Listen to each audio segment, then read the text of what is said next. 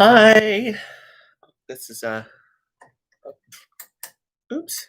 Here we go. Um let me shut this.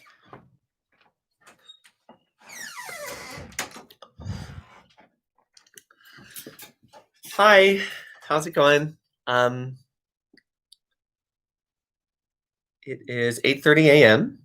Um on Thursday, January 14th, 2021. My name's Jared Earl Casey, and I am at my parents' house in Ogden, Utah. I yesterday, wow, what a day. I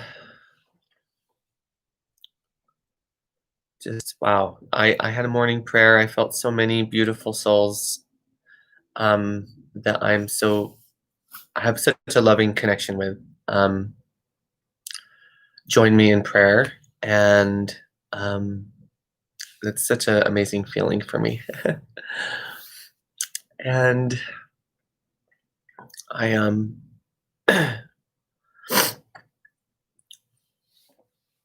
I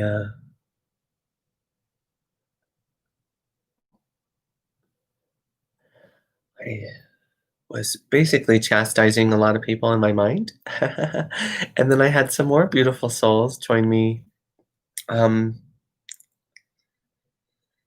Other 11s, additional 11s. I'm a life path 11, so it's a master number. It's taken from your date of birth. So what you do is you're trying to reduce the number to a single digit number because there's paths 1 through 9. But if you reach a master number, which is an 11, a 22, or a 33, um, then you stop there. You don't reduce it. So mine reduces to an 11. Is what I'll say there. But if you were born, let's say on January 7th, 1988, you take the 1 and the 7, and that means 8. And then the 1988, so 1 and 9 is 10, and 8 and 8 is 16. So 10 and 16 is 26. 2 and 6 is 8. And then you take the 8 from the 1 and 7, add it to the 8. That's 16. And you take the 1 and the 7, I'm sorry, the 1 and the 6, and it makes 7. So if you were born on January 7th, 1988, you'd be a life path number 7. And life path number 7s are very um they enjoy their solitude, their times of solitude and deep thought. They may like to just stare at the window and think and and reflect. They can be very religious or very spiritual people. Calm. People love to go to them um, for safety or for um, peace.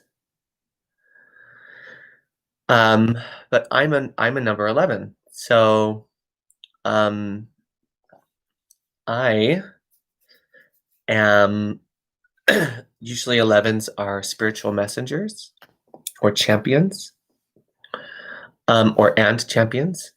They um, they usually come into this life with a message, bringing a message, and they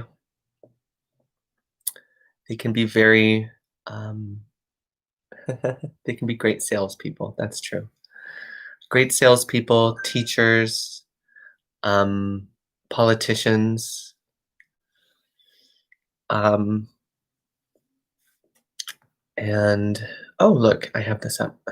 I'll read this. Perhaps. So this says, the wounded healer, I guess is what some people call it. Moving through intense experiences toward healing. But for me, I saw someone once who said I'd start to come into myself in my mid 30s. And I thought that might have meant financial success. But now I'm understanding it's this kind of greater awareness and awakening that I'm experiencing. But here it says, with a life path number 11, you may not come into your full power until your 50s and beyond. So to be patient and to know that you're here for higher level service in the world.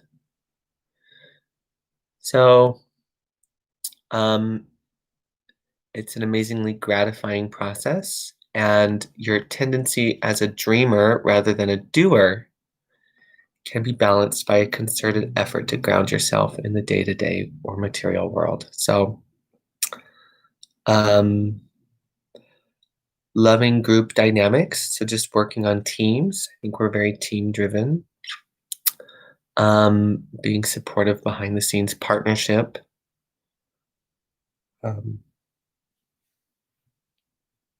But a paradox? The inspired healer is what someone else says.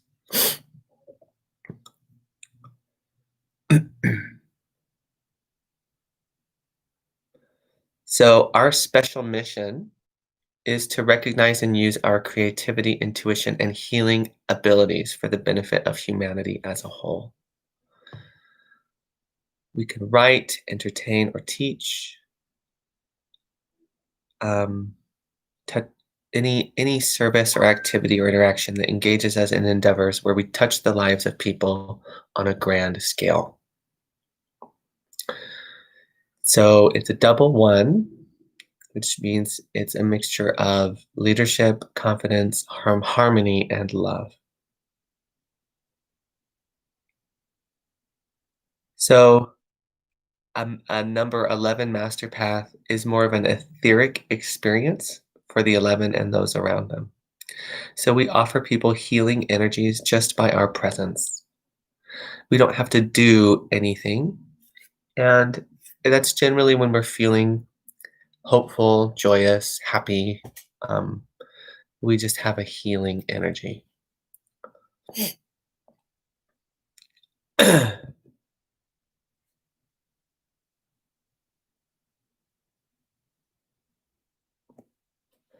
So, anyways,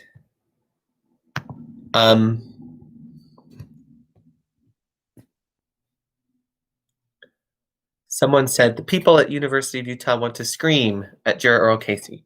I'm like, what does that mean? Why would they want to scream at me? I did. I was concerned. I got on my laptop this morning to do this, and it said that I brought up the the YouTube create video, and it said that the camera was being used by a different application. I thought, well, that's weird. I went into the camera, it came up, and I didn't know what other application it would be used by. So it also had an update to install. So I just installed the update, and then when I brought it back up, it was working fine. But I'm not good with technology stuff. So I'm just praying that it's all okay. It hasn't been compromised or anything like that. And what I mean is I'm praying that it hasn't been compromised. Okay. So anyways, I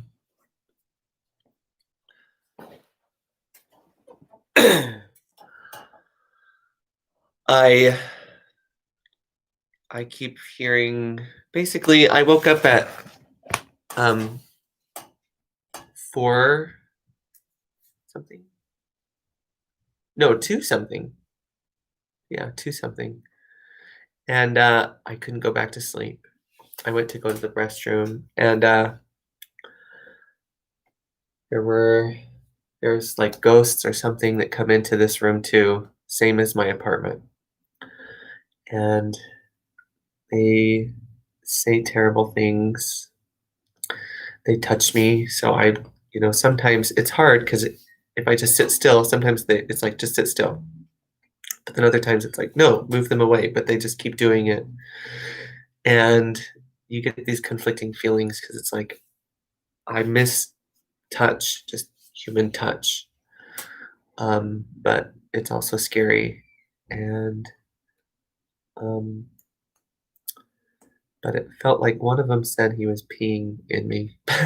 I'm like, ew. And then it smelled like pee in here. So I don't understand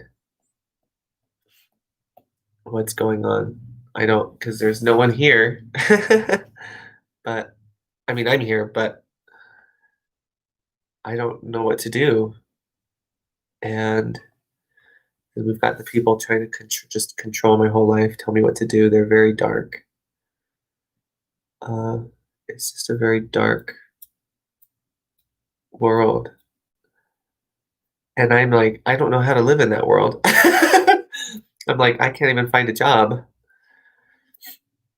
you know? Um,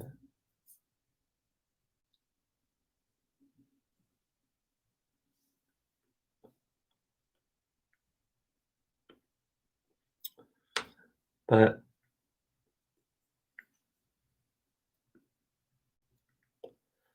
yeah, this is normally my mom's bed, but when I stay over here, she goes downstairs to stay in the spare bedroom, which used to be my bedroom, and I stay in here because Alden's bedroom is also downstairs, and he doesn't want me to be sleeping near him for some reason. Um, he says that I'm too loud and I wake him up, which I don't even watch TV or anything. So I'll talk to myself sometimes. But so because his room is down there, and he doesn't want me sleeping in the spare bedroom, she goes and sleeps in the spare bedroom, and I sleep in her bedroom. So it's kind of annoying, but um,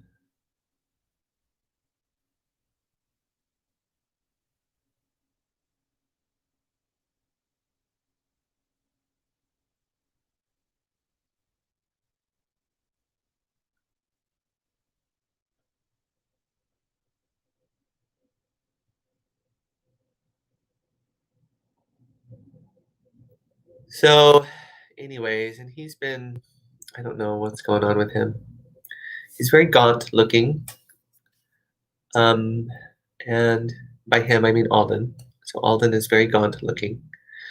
And um, I guess, yeah, he's just, I don't know what he's doing. I don't know what Alden is doing with his life. He's working at the hospital as at a grill person, which I'm proud of him for having a job and getting his own insurance. Of Alden, I'm proud of Alden for getting a job and Alden getting his own insurance.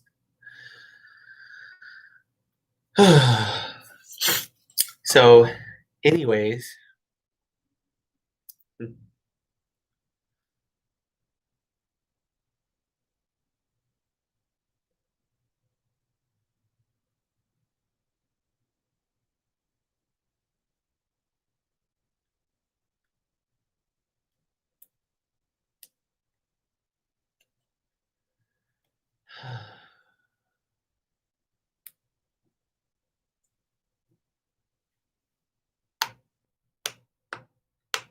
anyways,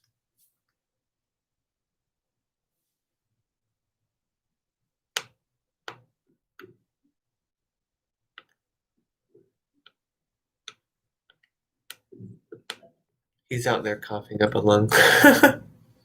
He still smokes his cigars. He's got very unhealthy lungs. Alden.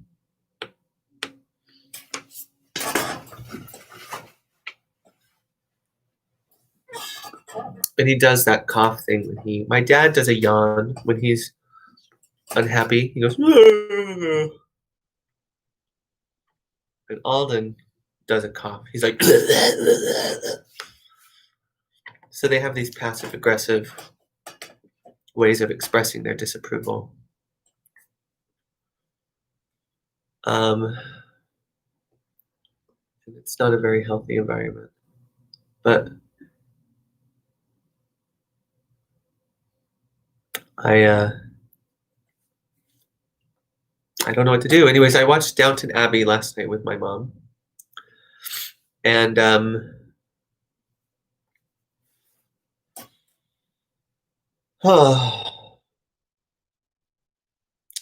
somebody said I should stop doing these video journals, and um,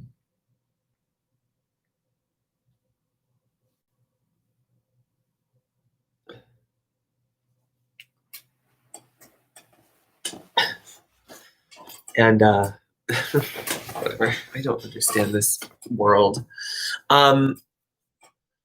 And just write my journal instead. So I may just stop talking about my day-to-day life on here and just read from the course. Let me grab it.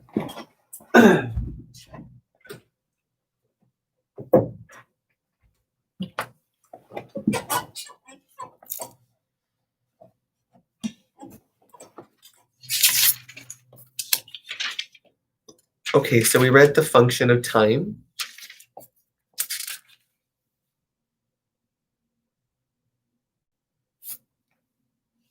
Somebody folded back the page. I don't ever do that.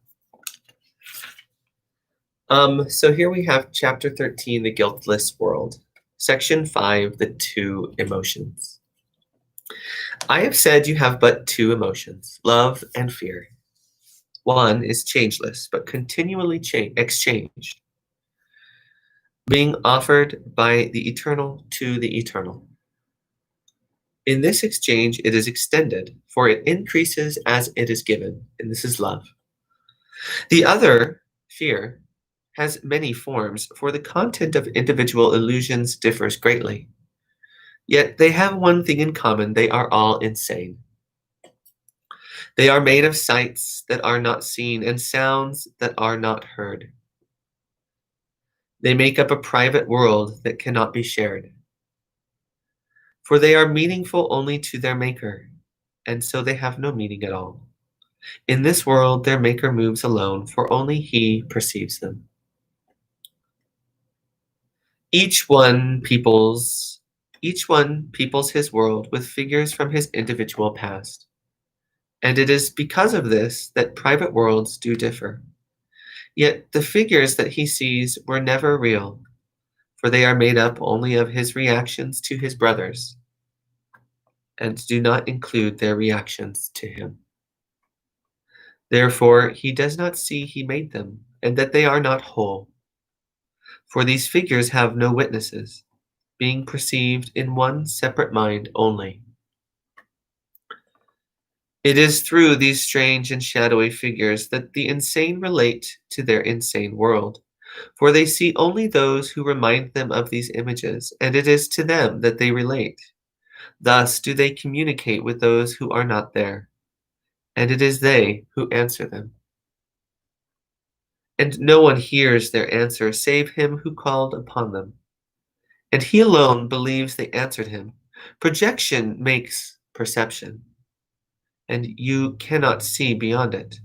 Again and again you have attacked your brother because you saw in him a shadow figure in your private world. And thus it is you must attack yourself first.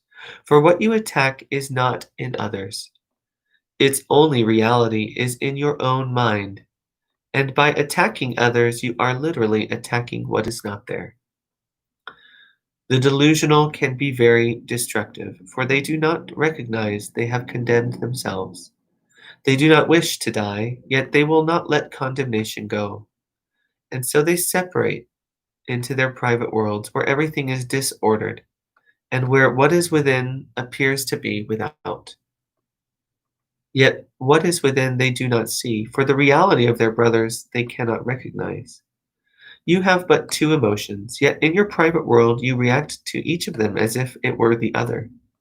For love cannot abide in a world apart, where when it comes it is not recognized. If you see your own hatred as your brother, you are not seeing him. Everyone draws nigh unto what he loves, and recoils from what he fears. And you react with fear to love, and draw away from it. Yet fear attracts you, and believing it is love, you call it to yourself. Your private world is filled with figures of fear you have invited into it, and all the love your brothers offer you, you do not see. As you look with open eyes upon your world, it must occur to you that you have withdrawn into insanity. Well, I do believe that. I'm not insane, but this world is insane. So I must have. I think that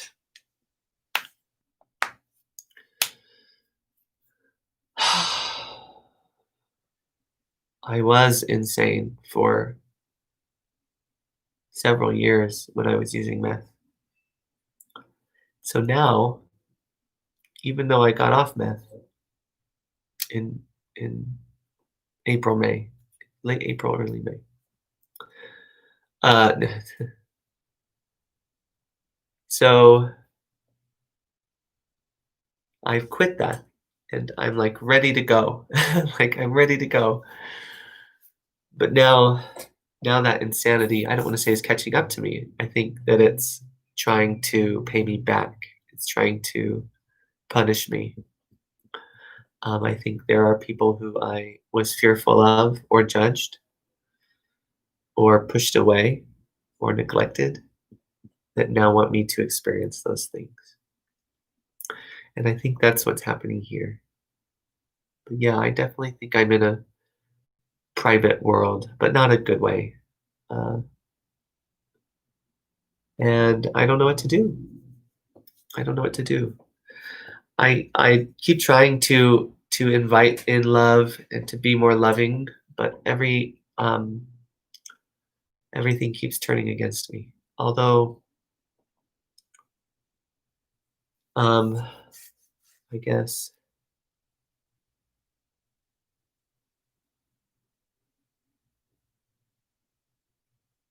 I could definitely be more loving to my mom.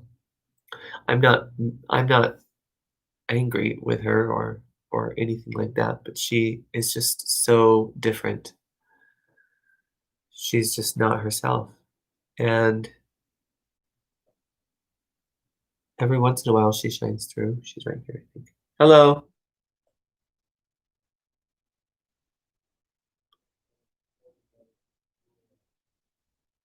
That's how I feel. But I when she starts acting like Sandra or her sister Debbie, I just get so bothered. I'm like, "What are you doing? Be yourself." But sometimes she acts like her mom, and sometimes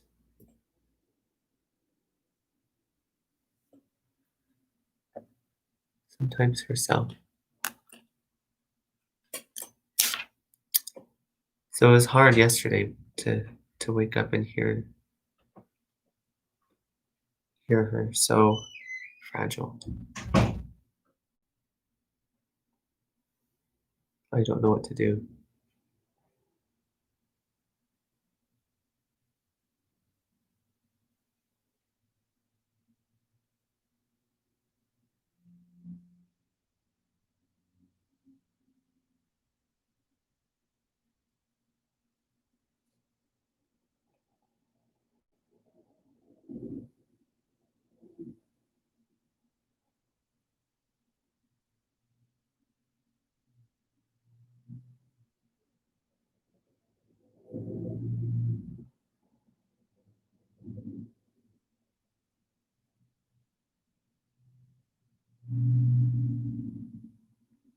Anyways,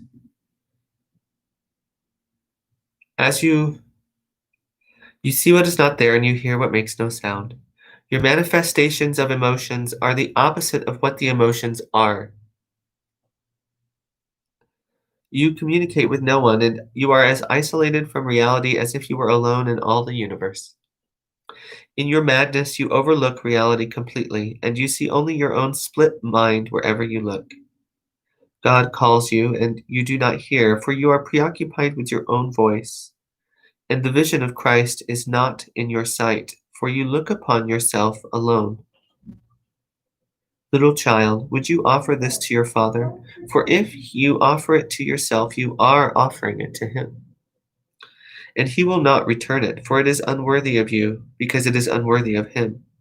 Yet he would release you from it and set you free. His sane answer tells you what you have offered yourself is not true, but his offering to you has never changed. You, who know not what you do, can learn what insanity is and look beyond it.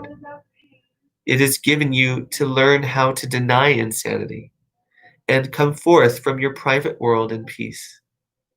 You will see that you denied in your brothers because you denied it in yourself. For you will love them, and by drawing nigh unto them, you will draw them to yourself, perceiving them as witnesses to the reality you share with God. I am with them as I am with you, and we will draw them from their private worlds, for as we are united, so would we unite with them. The Father welcomes all of us in gladness, and gladness is what we should offer him. For every Son of God is given you to whom God gave himself, and it is God whom you must offer them to recognize his gift to you. Vision depends on light. You cannot see in darkness. Yet in darkness, in the private world of sleep, you see in dreams, although your eyes are closed. And it is here that what you see you made.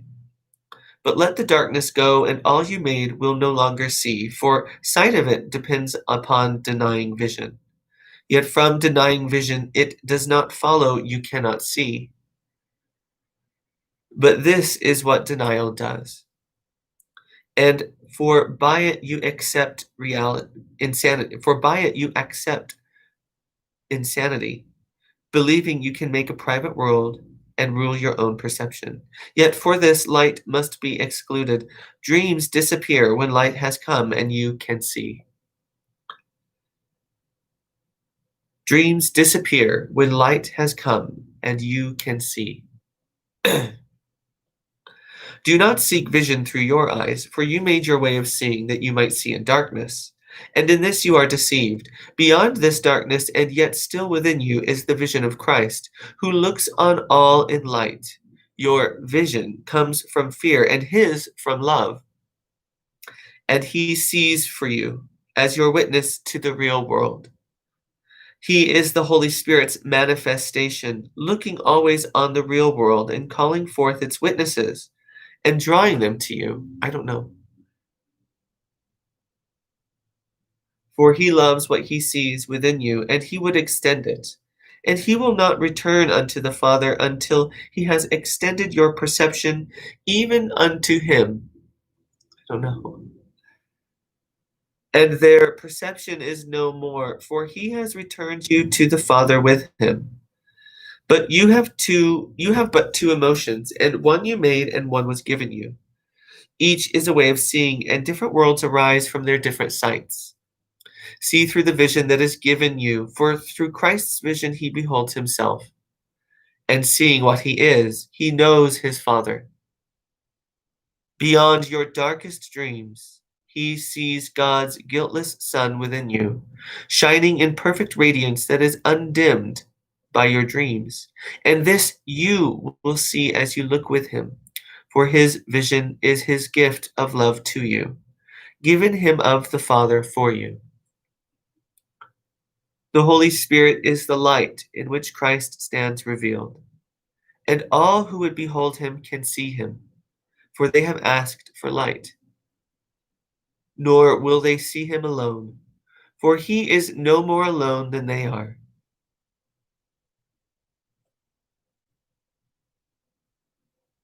Because they saw the Son, they have arisen in him to the Father.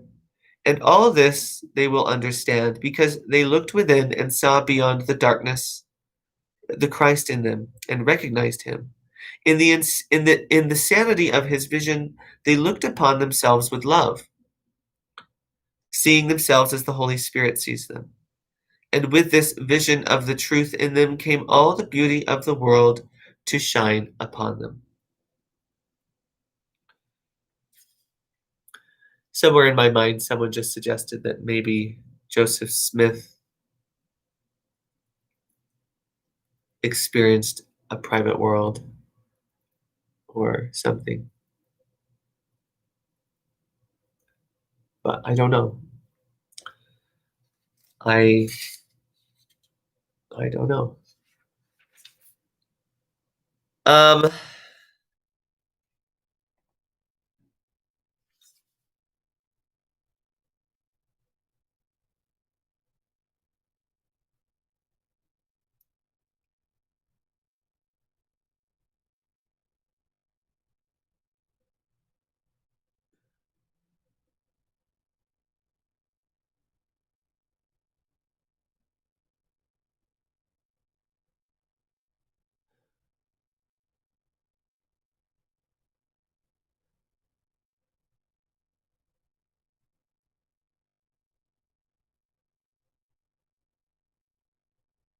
sorry, there's a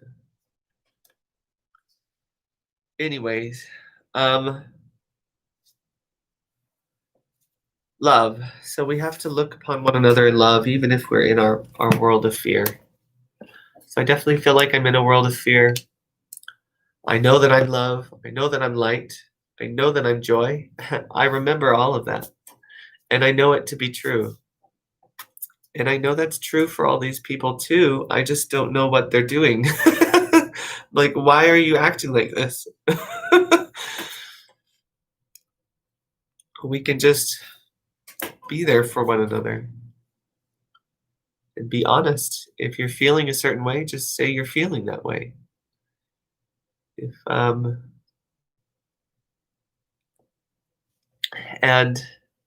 and don't try and misconstrue it to make someone look bad or to try and get them in trouble. Just say how you're feeling. Just tell the truth. And anyways, I don't know. But you have a great day. I'm very much praying for more light in the world. I just did it this morning.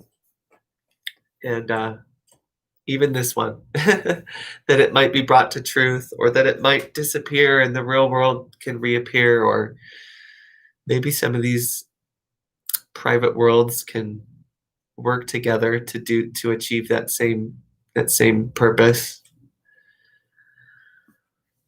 I don't know. I don't even know if this is my private fearful world or if it's someone else's and I'm one of their people that was pulled into here because they were fearful of me.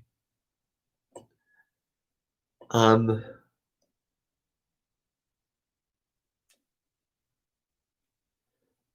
which would make me a witness.